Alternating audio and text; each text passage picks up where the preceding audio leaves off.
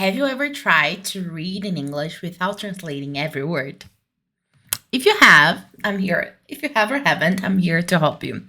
So, if that's you, don't worry, you're definitely not alone.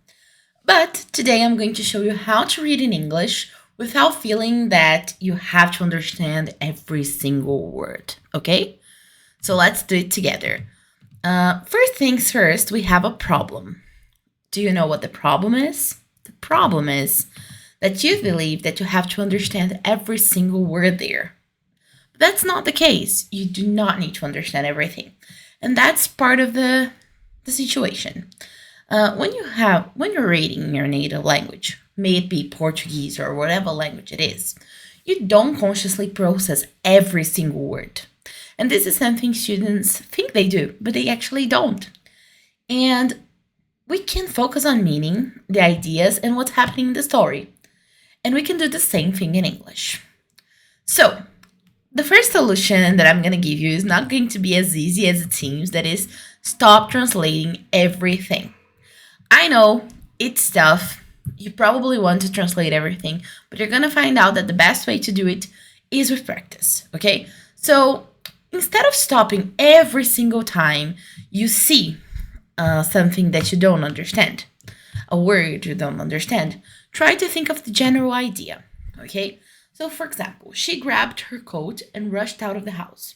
It was freezing outside. If you don't know what freezing means, do you necessarily have to stop and look for it? Maybe not. You can, for example, think if she grabbed her coat and rushed outside, what could freezing possibly mean? Okay. So probably it's related to the weather and it's probably related to being very cold, which is the case. So you can keep reading even though you're not 100% sure of what it is, you know? And it's a process. With time, it's gonna get better. So, what will help you a lot of the time is using context. Context is your best friend. This is one of the most important skills you have to develop as a reader, guessing meaning from context. Look at the words around the word you don't know. Ask yourself, is it a person? Is it a place? Is it an action? Is it an emotion? Something positive? Something negative? You don't need the perfect definition. You just need enough information to understand what's happening. Okay? Deal?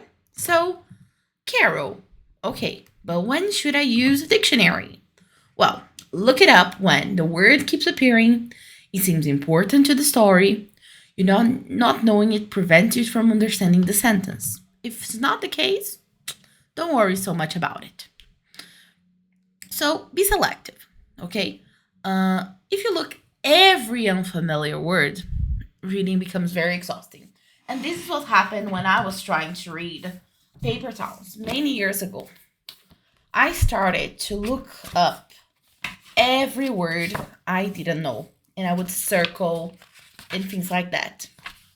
And I confess, this is a book I kind of gave up reading. That did not happen for me when I read Looking for Alaska. When I read Looking for Alaska, I did some research and I did need to look up some words. But I didn't look up every word. You will notice that there's no notes in this book. And I know it sounds silly, but it makes a big difference for me developing the reading and really engaging. Okay? So think about it. How much do I really need to research? And don't be overbearing, you know? Deal with it one way at a time. So, a single reading strategy for you is a simple reading strategy is read for meaning, guess from context, keep reading, and look up important words. So, what are important words? Words that keep appearing, words that make a big difference, and kind of like that. So, this is a strategy you can use, and you will become a much confident reader. So, now I'm going to tell you about something that we are doing that if you're reading, it might be interesting. We have created the book club, and if you want to join Sonhos and Stories book club and get much more than just this presentation, you're more than welcome. Remember, reading gets easier when you don't do it alone. So I would really like to invite you to join our book club. You can contact me via Instagram at Inglês dos Sonhos com Carol, which I'm going to put here in the screen in case you want to find. I'll try to leave some more information in the description. Also, you can send me a WhatsApp. I'm going to leave my WhatsApp in the description below. And if you want to join, it's going to be amazing.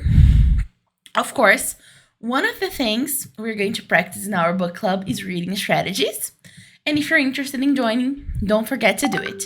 So my question for you, for us to finish this video is, what is the hardest part about reading in English for you? Tell me here in the comments. And if you like this content, don't forget to subscribe. See you next time.